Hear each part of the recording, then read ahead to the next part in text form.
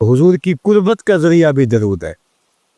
कौन सा मोमिन होगा जिसको हुजूर के दीदार का शौक नहीं है। कसरत दरूद की बरकत यह है कि हुजूर का दीदार नसीब होता है। हुजूर का दीदार नसीब हो जाए तो बताओ और क्या चाहिए। अल्लाह अकबर।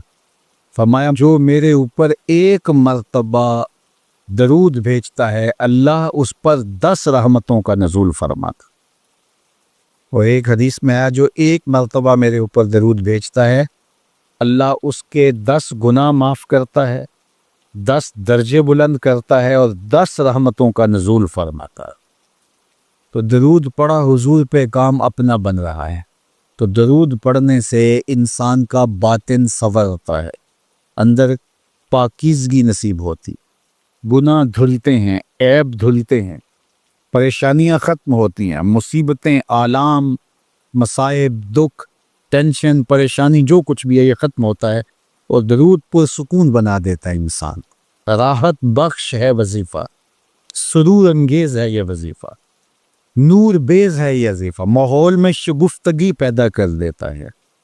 अगर दरूद शरीफ पढ़ोगे तो तुम्हारी बहुत सारी परेशानियां ख़त्म हो जाएंगी, तुम्हारे दुखों का मदावा होगा, तुम रिलैक्स हो जाओगे दरूद पढ़ने। ये दरूद शरीफ की बरक़ात है। एक मर्तबा दरूद पढ़ने से 10 रहमतें नाजिल होती हैं। और जो बार बार हुजूर पे दरूद पढ़ता है तो बताओ कि कितना बड़ा ज़ख़ीरा रहमतों का उसके अतराफ़ में फैल गया। तो इसलिए कसरत के साथ दरूद पढ़ना चाहिए। हुजूर अलैहिस्सलाम ने यह भी इरशाद फरमाया कि जो मेरे ऊपर दरूद पढ़ता है मेरे ऊपर लाज़िम है कि मैं उसकी शफ़ाअत करूँगा। शफ़ाअत रसूल के हुसूल का ज़रिया दरूद बनता है, चूँकि हमारा आसरा ही हुजूर की शफ़ाअत है। वो दामन शफ़ाअत खोलेंगे तो हम गुनाहगारों का काम बनेगा। और वो नसीब कैसे होगी हुजूर अलैहिस्सलाम की शफ़ाअत? कसरत दरूद से। ये भी इरशाद फरमाया आका करीम ने, क़यामत के दिन मेरे सबसे ज़्यादा करीब वो होगा जो कसरत के साथ मेरे ऊपर दरूद पढ़ने वाला। अल्लाह का फरिश्तों की मजलिस में हुजूर की सना करना ये दरूद है। हुजूर की मदा फरमाना, महबूब की शानों को बयान फरमाना। ये सही बुखारी में सलात का तर्जुमा हज़रत अबू आलिया रज़ियल्लाहु ताला अन्हो से किया गया। तो फिर दरूद का मफ़हूम बहुत वसी है। हुजूर की मदह तौसीफ़, हुजूर के हुस्न का बयान, हुजूर के ख़साइल का उन्वान, आका करीम के शमाइल का तज़करा, हुजूर अलैहिस्सलाम के फ़ज़ाइल की बातें, हुजूर की अज़मतों का उन्वान, ये सब कुछ दरूद के ज़ुमरे में आता है। और फिर साथ सीगा भी दरूद का हो और उसमें शानें भी हुजूर की हों, जिस तरह दरूद ताज में है। तो उसमें हुजूर पर दरूद भी भेजा गया और साथ हुजूर की अज़मतों को भी बयान किया गया। तो ये एक खूबसूरत गुलदस्ता बन गया। दरूद शरीफ के जो मफ़ाहीम बयान किए गए हैं उन सब मफ़ाहीम को ये अपने जिलो में लिए हुए है ये दरूद।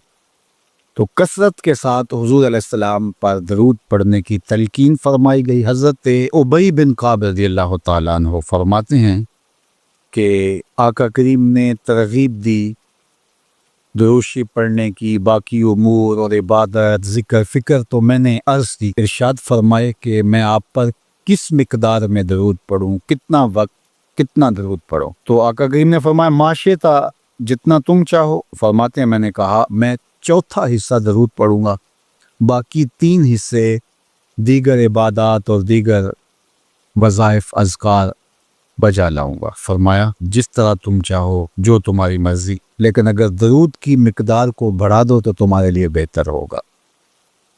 तो मैंने कहा अन्निस्फ़ा, मैं आधा वक्त दरूद पढ़ा करूँगा और बाकी चीज़ें बाकी आधे वक्त में करूँगा। फरमाया जिस तरह तुम चाहो, लेकिन अगर दरूद की मिकदार को बढ़ा दो तो तुम्हारे लिए बेहतर होगा। मैंने कहा कि हुजूर मैं 2 हिस्से दरूद पढ़ूँगा और 1 हिस्सा बाकी वज़ाइफ औरात बजा लाऊंगा। तो फरमाया जैसे तुम्हारा दिल चाहे, लेकिन अगर तुम दरूद की मिकदार को बढ़ा दो तो तुम्हारे लिए बेहतर होगा। फरमाते हैं मैंने कहा हुजूर मैं पढ़ूंगा ही दरूद, सारा वक्त मैं आप पे दरूद ही पढ़ता रहूँगा। फरमाया फिर तुम्हारे सारे दुख, तकलीफ, अज़ियतें, परेशानियाँ, उसके लिए ये दरूद किफ़ायत करेगा और तुम्हारे गुनाहों की मग़फ़िरत फरमा दी जाएगी। تمہاری پریشانیاں، تمہاری اذیتیں، تمہارے دکھ، دور موجود میں لفظ بولا جاتا ہے ٹینشن، تمہاری ساری ٹینشن، تمہارے سارے معاملات حیات کی بے ترتیبیاں، پریشانیاں، دکھ، اذیتیں، سب کچھ ختم ہو جائے گا۔ درود سب دردوں کا مداوا ہو جائے گا، سب دکھوں کا علاج ہو جائے گا، سب پریشانیوں کا حل ہوگا، سب مصیبتوں کا مداوا بن جائے گا، اور ساتھ ساتھ تمہارے گناہ بھی بخش دیے جائیں گے۔ تو درود جتنی کثرت کے ساتھ پڑھا جائے اللہ کی اتنی ہی رحمتیں نازل ہوتی۔ جب ہم اللہ کی بارگاہ میں عرض کرتے ہیں اللہم صلی علی سیدنا محمد، تو اس کا مفہوم کیا ہے، اس کا معنی کیا بنتا ہے؟ تو فرماتے ہیں فمانا ہو، اس کا معنی یہ ہے عظم ہو فی الدنیا، اے اللہ دنیا کے اندر محبوب کی عظمت کو اور بلند کر دے۔ کیسے بلند کر دے؟ بے اعلاء ذکر ہی، کہ محبوب کے ذکر کو علو اور مرتبت اور شان و شوکت عطا کر دے، وَإِظْهَارِ دعوت ہی، اور حضور کی دعوت کو پھیلا دے اور پوری دنیا پہ غالب کر دے، وَإِبْقَاءِ شریعت ہی، اور حضور کی شریعت کو دوام بخش دے، وَفِي الْآخِرَةِ بِتَشْفِيعِهِ فِي أُمَّتِهِ، اور آخرت کے اندر اس کا وہی مفہوم جو علامہ آلوسی بغدادی نے کیا کہ حضور علیہ السلام کو جو حق شفاعت دیا جائے گا، اس کے لیے اللہ سے دعا مانگنا۔ اور حضور نے خود ارشاد فرمایا کہ میرے لیے وسیلے کی دعا مانگو۔ یہ جو ہم اذان کے بعد دعا مانگتے ہیں کہ اے اللہ ہمارے آقا و مولا کو مقام وسیلہ عطا فرما، اور حضور علیہ السلام کے لیے دعا مانگنا ہے، اور حضور مقام محمود پہ جلوہ فروز ہوں گے، اور وہاں حضور کو خاص کلمات دیے جائیں گے جو اس سے قبل نہ کسی نے بولے ہیں، نہ اس کے بعد کوئی استعمال کرے گا۔ وہ حضور کو القاء کیے جائیں گے، اور ان خاص لفظوں سے حضور اللہ کی تعریف فرمائیں گے، اللہ کی حمد بولیں گے، اور اس حمد کے صلے میں اللہ تعالیٰ محبوب سے فرمائے گا محبوب مانگتا ہے جو میں تجھے عطا کرتا ہوں۔ تو حضور کیا مانگیں گے؟ خود فرمایا کہ ہر نبی کو اللہ نے دعا کا کوٹا دیا ہے، اس نے وہ دعا دنیا پر ہی مانگ لی، لیکن میں نے اپنی دعا کو آخرت کے لیے بچا کے رکھا ہے، اور وہ کیا ہے کہ میں گناہ گاروں کی شفاعت کے لیے اللہ کے حضور عرض کروں گا۔ یہاں امام اہل محبت امام احمد رضا خان فاضل بریلوی کا انداز دیکھیے، پیش حق مجدہ شفاعت کا سناتے جائیں گے، آپ روتے جائیں گے ہم کو ہنساتے جائیں گے، وسعتیں دی ہیں خدا نے دامن محبوب کو، جرم کھلتے جائیں گے اور وہ چھپاتے جائیں گے۔ جب دامن شفاعت کھولیں گے تو بڑے بڑے گناہ گار اس شفاعت کی پناہ میں آ جائیں گے، بلکہ شفاعت کا جب دامن کھلے گا تو نیکوکار بھی گناہ گاروں کی صفوں میں شامل ہونے کی کوشش کریں گے کہ ہم حضور کی شفاعت کے حقدار بن جائیں۔ وہ کسی نے کسی موقع پہ اپنے ذوق میں اور اپنی لے میں پڑھا کہ وہ اپنا مقدمہ کیسے ہار سکتا ہے جس کے حضور وکیل ہوں، تو لوگوں نے داد دی، میں بھی اس مجمع میں بیٹھا تھا، بہت پرانی بات ہے، تو میں نے اس زمانے میں اس کو ٹوک دیا، روک دیا، میں نے کہا نہ یوں نہ کہو، حضور ہمارے وکیل ہیں، لیکن وکیل نگہبان کے معنی میں، لیکن تم بات مقدمے کی کر رہے ہو، مقدمے والے وکیل ایڈوکیٹ کے معنی میں نہیں ہے، چونکہ جو وکیل ہوتا ہے وہ جج کو کہتا ہے صاحب میرے موکل نے یہ جرم نہیں کیا لہٰذا چھوڑ دیں، اگر جرم ثابت ہو جائے تو پھر سزا پکی ہوتی ہے، تو جو وکیل ہوتا ہے وہ یہ ثابت کرتا ہے کہ میرے موکل نے جرم نہیں کیا لہٰذا چھوڑا جائے۔ حضور ہمارے وکیل نہیں ہیں، ہمارے شفیع ہیں۔ وکیل کہتا ہے جرم نہیں کیا چھوڑ دے، اور شفیع کہتا ہے سب کچھ کیا ہے میرا آنا دیکھ لے۔ حضور وکالت نہیں فرمائیں گے، حضور شفاعت فرمائیں، اور حضور کی شفاعت سے بڑے بڑے گناہ گاروں کو نجات ملے۔ شفاعتی لأہل الکبائر من امتی، حضور فرماتے ہیں کہ میں امت کے بڑے بڑے گناہ گاروں کی سفارش کروں گا۔ تو یہ حضور علیہ السلام کو حق دیا جائے گا آخرت کے میدان میں، اور آقا کریم علیہ السلام سجدے میں سر رکھیں گے۔